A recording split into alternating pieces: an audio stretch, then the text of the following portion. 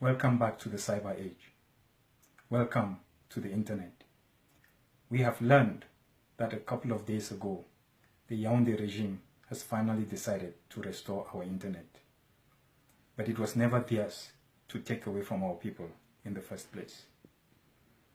We have learned also that the regime is working with frenzy to try and liberate our people.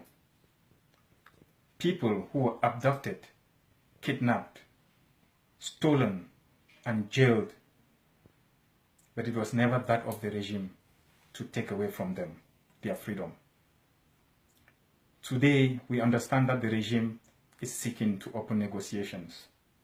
But we also know that the regime is not one that has ever negotiated in good faith. Negotiating with people in jail is no negotiation, because people jailed and imprisoned cannot negotiate. You may ask yourself why. Why is it that this regime all of a sudden wants to negotiate? It's because they are afraid. They are afraid because of what is coming to them. And you may be wondering, what is it that is coming to them? It is the Southern Cameroon's Ambazonia Consortium United Front, SCACUF. Because of SCACUF, Mr. Biya and his acolytes have been spending sleepless nights.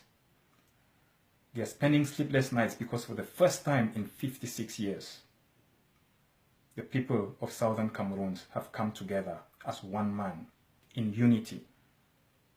The Yaoundé regime is afraid of unity.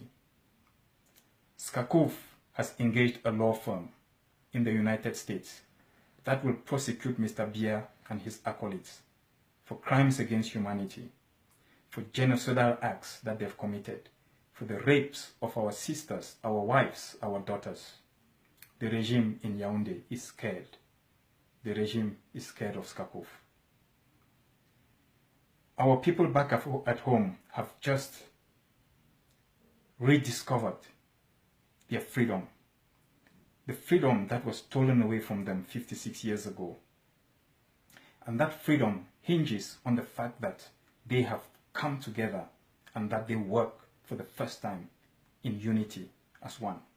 And the regime is scared. You may also know that the restoration of internet to our people has been thanks to the pressure that SCACUF has put on the regime. We have been working sleepless nights, going to the United Nations, going to the World Bank, going to different African nations, visiting different countries, talking to several governments to let them bring pressure on this government, and it is beginning to yield fruits.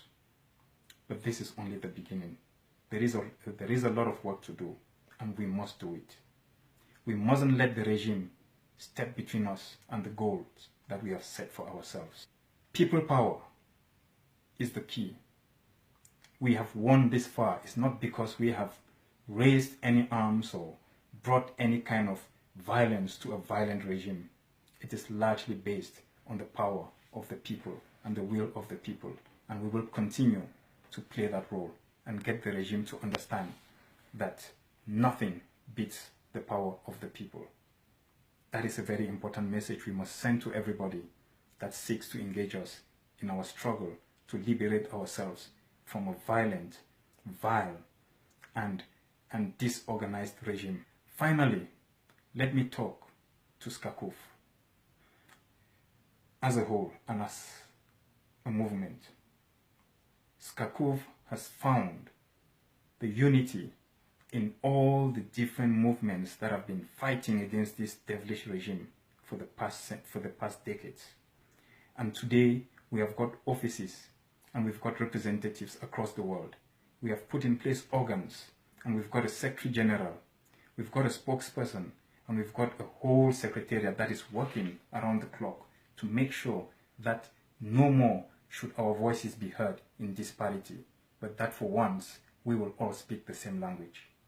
SCACUF is giving nightmares to the government, the regime in Yaoundé. Join SCACUF and let us fight for the liberation of all our people. Thank you very much.